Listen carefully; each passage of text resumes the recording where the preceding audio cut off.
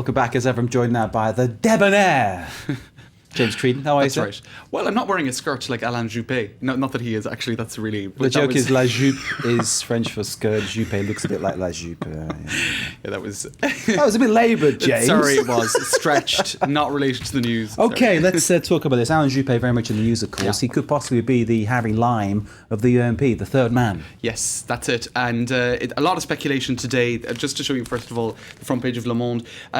War has broken out at the UMP party.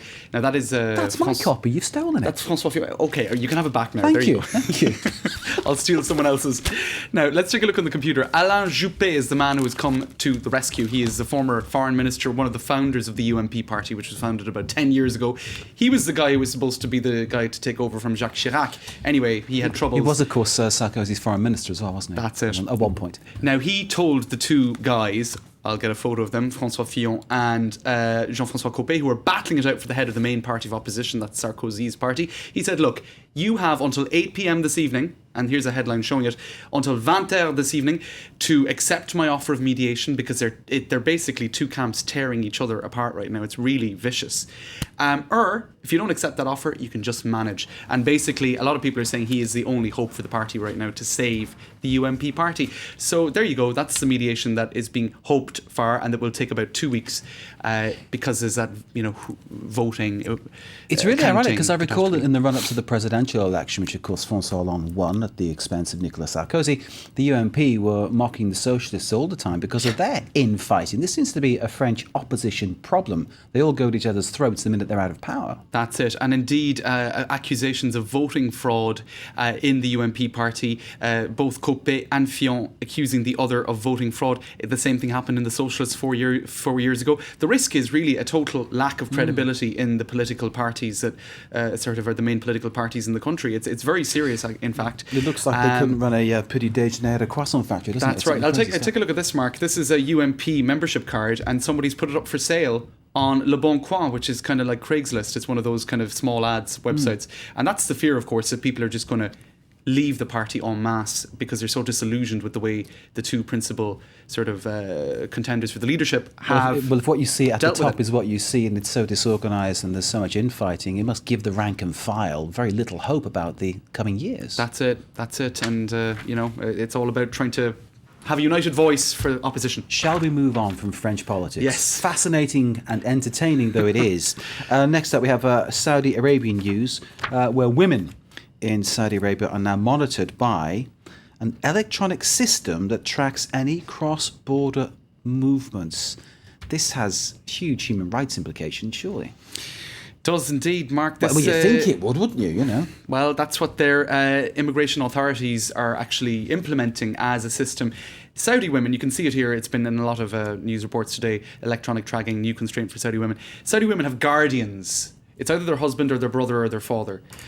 So you're essentially not a free woman. You can't even drive, for example, in Saudi Arabia. And now the thing is, if you cross the border, a text message is sent by the immigration authorities to your guardian, usually the husband. And in a lot of cases now, when a husband and wife are driving over the border, the husband will get a text message to say your wife has left, but actually he kind of knows that because she's sitting next to him.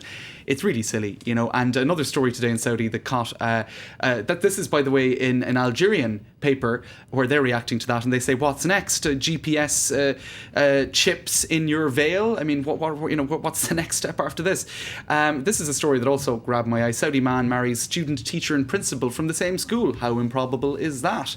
You're allowed up to 4 wives in Saudi Arabia. He already had 1, and then he married the principal, a teacher, and a student, all in the same school. So there you go. Next, he'd maybe marry the janitor if he could marry another woman, but he's actually used up all his credits. Talk about keeping it in-house. It's remarkable stuff. But this tagging thing, it's almost like sort of electronic tagging of prisoners that goes on certainly in the United Kingdom, and it has really sort of strange implications for human rights, I'm sure. It smells bad to me. Okay, let's look at the buzz now concerning the singer in the UK, Susan Boyle. Yes. On Twitter, PR on Twitter rather, for her new album, which went wrong due to a very poorly chosen Hashtag. You have to be careful where you put the capital letters in hashtags. Yeah, because this one will make you smile. That's right. Here's Susan Boyle, right? And they were promoting her new album. Now, this has been a huge story on Twitter today. And what you do there is you put words together in one amalgamated word, right? And hashtag. And that's how everybody can then find that. So her album is called Album Party, is it? That's right. It's an album party that was being organised for the album, except actually it could also be read as something a little bit ruder, like a bum party or something like that. And people were you had all sorts of people inviting. Sue's Anal Bum Party. Okay. Now, what people are saying you is... get the message. You get the message. This party mightn't have got a lot of attention, only for this massive error. Or was it an error? Some people are saying her PR people are either really naive or geniuses, because everyone's talking about it now. And maybe Susan Boyle's career wasn't doing quite as well as it did in the beginning, and now everyone's talking about it. It reminds us of what happened over at McDonald's back at the start of the year. They had hashtag MacD stories. They were like, talk to us about your stories. And people were like, oh, we'll tell you about the time we found a fingernail in our burger. We'll tell you about that and everything else. So it turned back against them, and it was a fail. Massive fail. James Creedon, if you didn't exist, they'd have to invent you. That's all I can say. Thank you very much, James Creedon, there with Media Watch.